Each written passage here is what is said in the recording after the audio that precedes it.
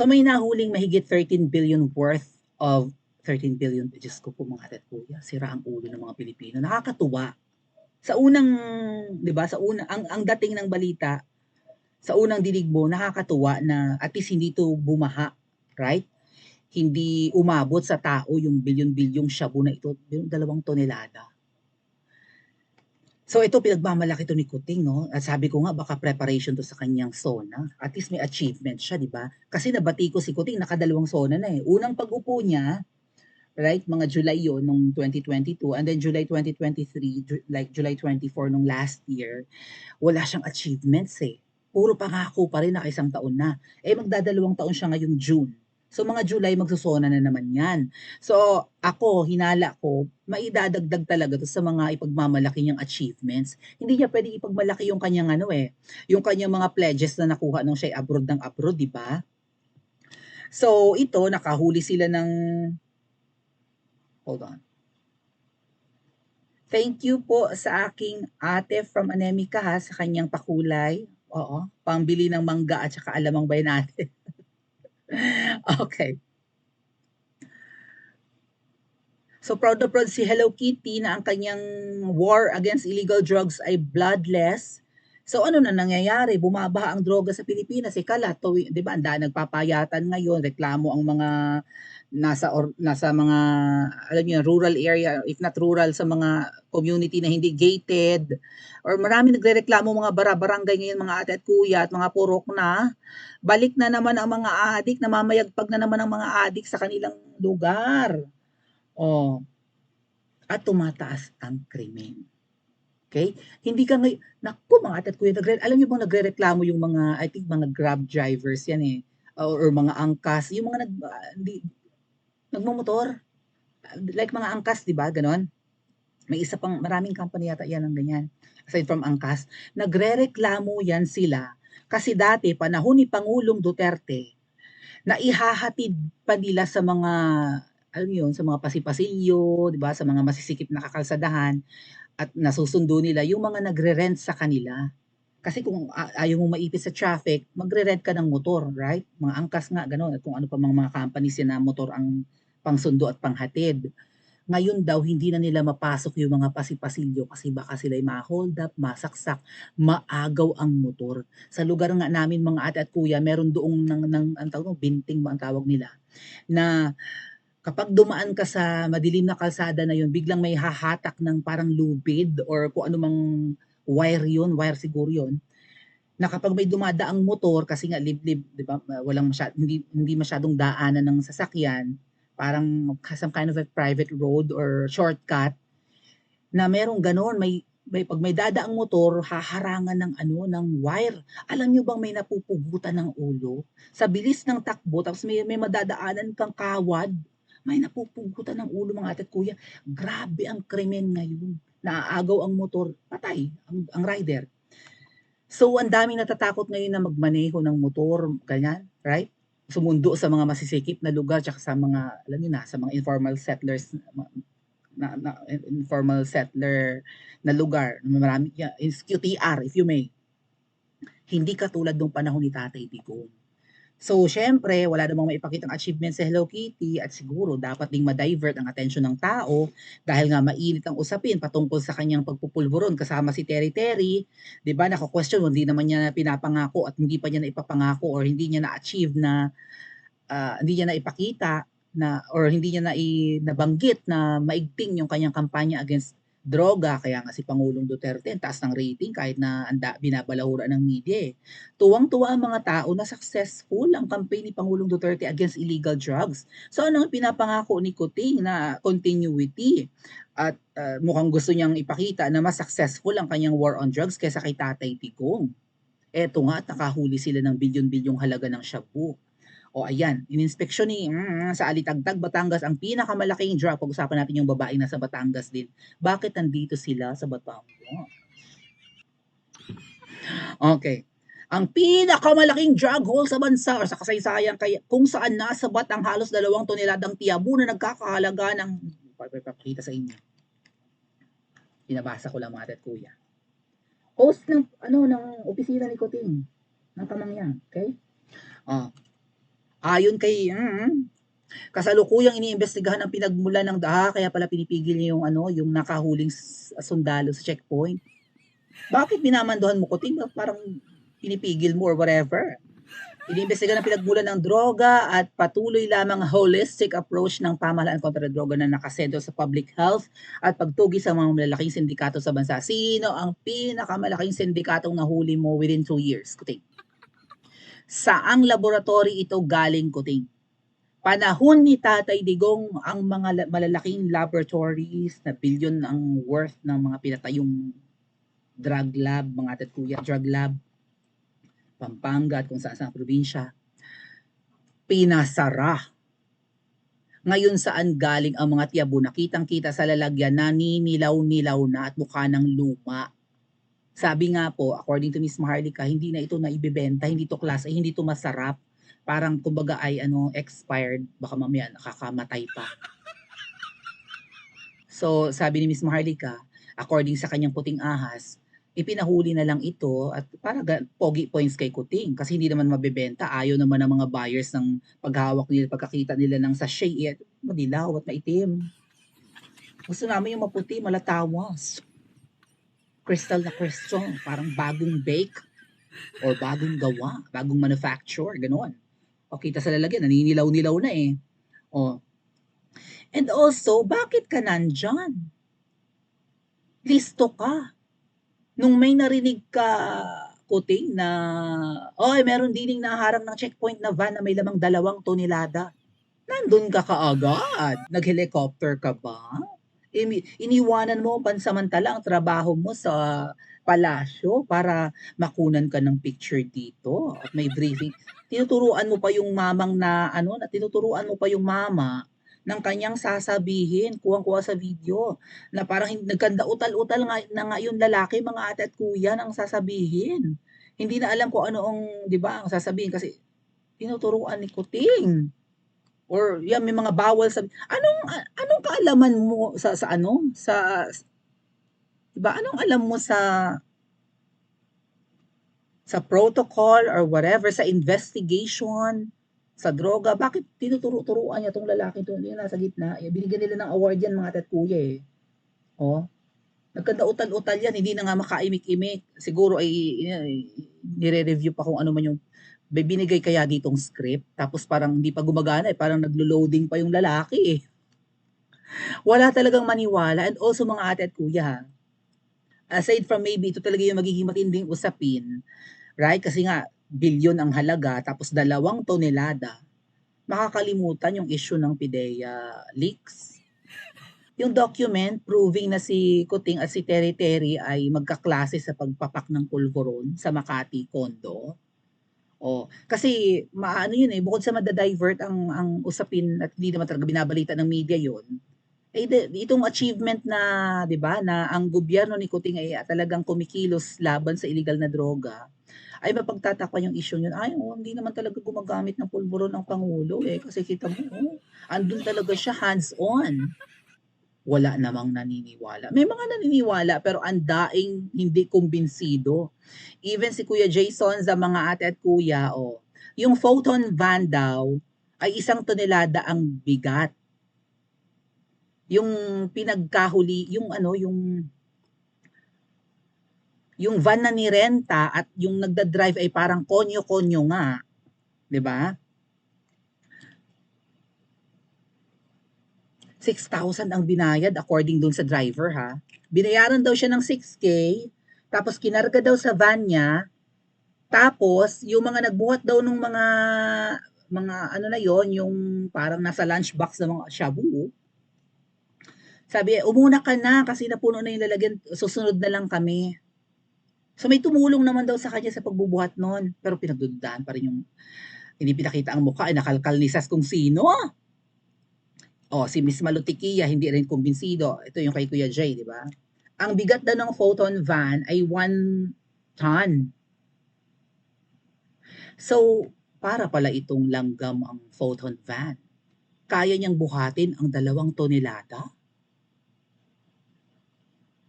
Right? 2 toneladang package pumayag yung driver ng ganun kabigat ang ikinarga sa kanyang photon van na ang bigat ng sasakyan itself is 1 ton. Mas mabigat pa yung karga. Parang langgam na kayang buhatin yung mas malaki pa sa kanya. My God. Oh. Kuting, ano to? Diyos ko, walang naniniwala. Even Miss Malutikia, 13.3 billion or 2 toneladang shabu.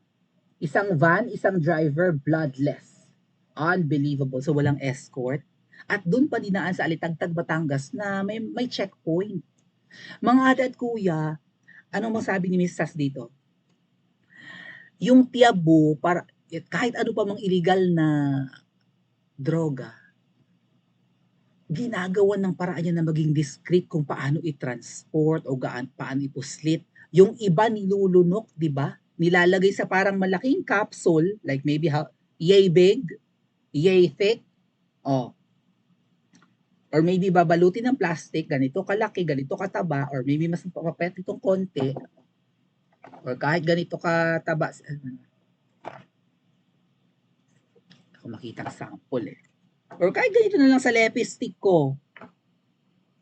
Or maybe mas mataba dito. O, tiabo, kokaina, balutin ng plastic or whatever. Lagyan ng ng laxative, lunok, pampadulas. Lunok, 'di ba, sa tiyan. Yung iba sa puwet. My God. Lahat na ng paraan para makapagpuslit ng illegal na droga gagawin, wag lang malaman, maskan, maharang. Tapos ito, apaka-convenient. Isang photon van, 2 tonelada nandun lahat, naka-lunchbox lang with packing tape at plastic, that's it. Yung ibang mga performers na drogista or gumagamit ng illegal na droga, isinusuksok sa kanilang electric guitars. Right? Maybe sa makapal na swelas ng sapatos.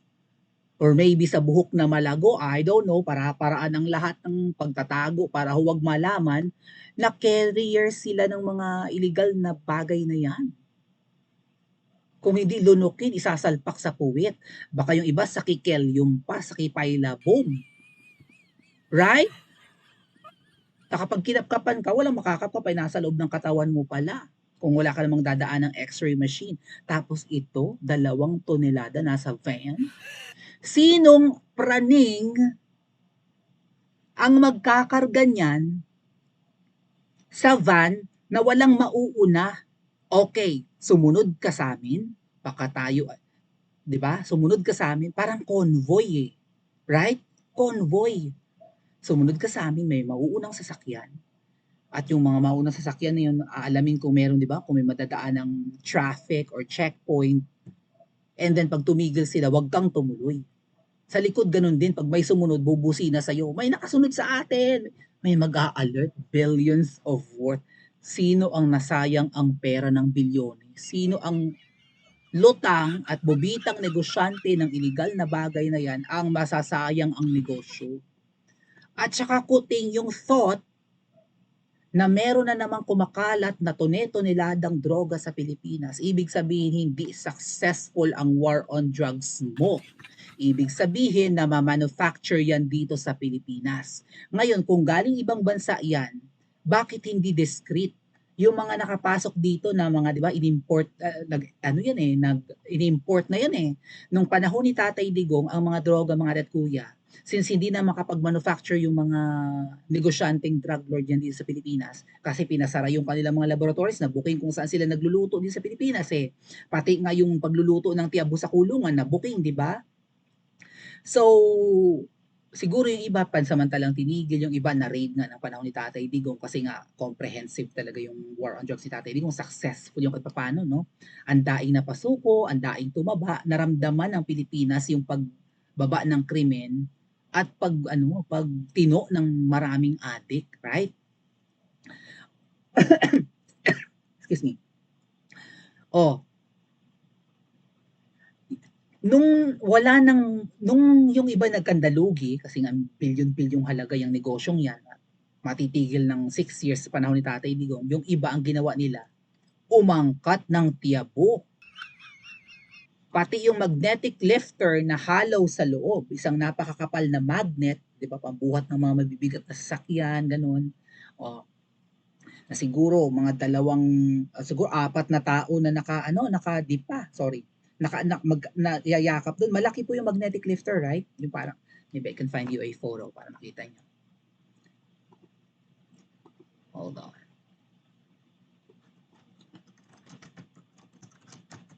Na naharang yun na booking.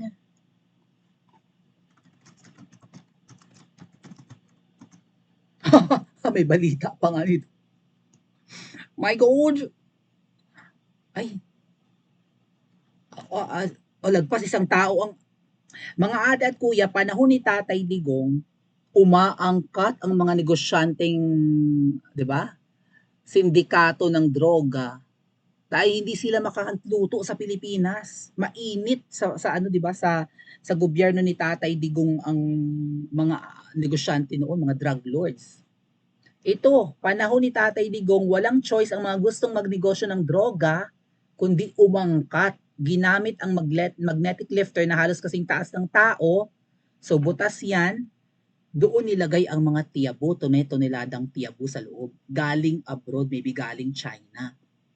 O kung saan pa man. Umangkat kasi nga, konti ang supply, marami pa rin namang addict. So kung gustong makabatak, makahigop, bibili kahit mahal.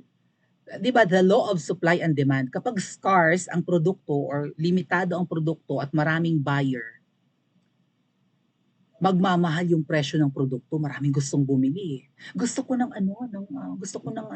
bigas, gano'n. Ay, konti lang ang bigas ngayon sa Pilipinas. Ay, kahit na 200 pesos ang 1 kilo, bibili tayo kasi masarap ang kanin. Gano'n, 'di ba? Oh, so ang mga negosyante na illegal na talagang mga pasaway or damonyo talaga, maraming hinahanap ng sistema ng katawan nila yung bisyong 'yan. Teka, mag-angkat tayo, nahuli. Hindi pala nakikita sa ating main channel. Nanggal ako din eh. Naka-magnetic lifter, mga inangkat na magnetic lifter abroad, ang laman pala ay tiyabu. Ngayon, Kuting, ang tanong ko sa'yo, kung talagang ipinagmamalaki mo yung mga nahuli ninyong yang droga, saan yan galing? Galing ba yan abroad? And since sa alitagtag mo nahuli or ninyo na harang, so galing yan sa Batangas Port? Saang bansa galing yan? At bakit nakakalusot yan sa customs? Kung hindi yan galing sa Batangas Port or galing abroad, maybe sa ang probinsya galing kung dumaan ng Batangas Port. Kasi may daungan sa Batangas, mga kuya. Oh, or maybe may pabrika na naman, may laboratory na naman sa Batangas. And dadalhin sa Maynila. So itong kampanya kontra droga mo, Kuting, failure, although nakahuli ka ng tiyabu na yan. Ang sabi nga ay hindi daw yan magandang ibenta kasi nga siguro palpak yung formula or maybe luma na, hindi siya class A or whatever. Hindi daw yan bibili ng mga buyers kasi nga iba ang kulay. Baka mamaya may malason pa niya. May mamatay pang nyodik. Sanay ang mga nyodik ng mga maligat, puro alam nila yan. 'Di ba? Alam nila ang maligat o puro or may halo or may tama. Alam nila yan, mga ate at kuya. Kita nila sa itsura ng powder na mabibili nila na nasa sachet tapos bibenta mo ng madilaw or maitim. So baka hindi talaga yan saleable or whatever, hindi yan kabenta-benta. Di pinahuli na lang. Tsaka failure ka kung dito naman manufacture yan. Tapos nagmamalaki mo pang bloodless. Sa message mo pa lang na bloodless ang aming kampanya, ay di lalo maglalakas loob ang mga negosyante niyan. Magluto tayo, wala namang mamamatay, di ba? Even yung mga addict sa mga barabarangay, wala namang palang pinapatay. Kahit na tayo humigop dyan sa tindahan ni Aling Bebang or sa tabing kalsada, hindi naman tayo papatayin. Matitigas ang mukha ng mga addict. Sino magbe-benefit sa war on drugs mong walang natitegi? Hindi naman namin gustong may mategi. Pero kung addict, manlalaban yan eh. Wala na sa sariling katinuan. Tsaka ito, tunay-tunaladang shabu na bilyon ang halaga, hindi iingatan ng negosyante, ng drug lord. How convenient. Walang kumbinsido mga ate. May mga makukumbinsing followers pero ang daing nagdududa. O wala na bang baril ang mga drug syndicates ngayon, sabi ni Sas, undercutting kaya wala ng putukan, patayan at encounters with the police? Hindi lumaban? O well, nabuking kung sino yung driver na ayaw ipakita ng media ang mukha. Mamaya pag-usapan natin. In the meantime, naniniwala ba kayo na ang droga na itong nahuli ay dito na mina-manufacture sa Pilipinas? Bakit ano, 'di ba? Baha na naman ang droga. Kung dito ginagawa at bilyon-bilyon, successful ba si Kuting? Paki-comment nga po sa comment section at mag-like and subscribe din po kayo.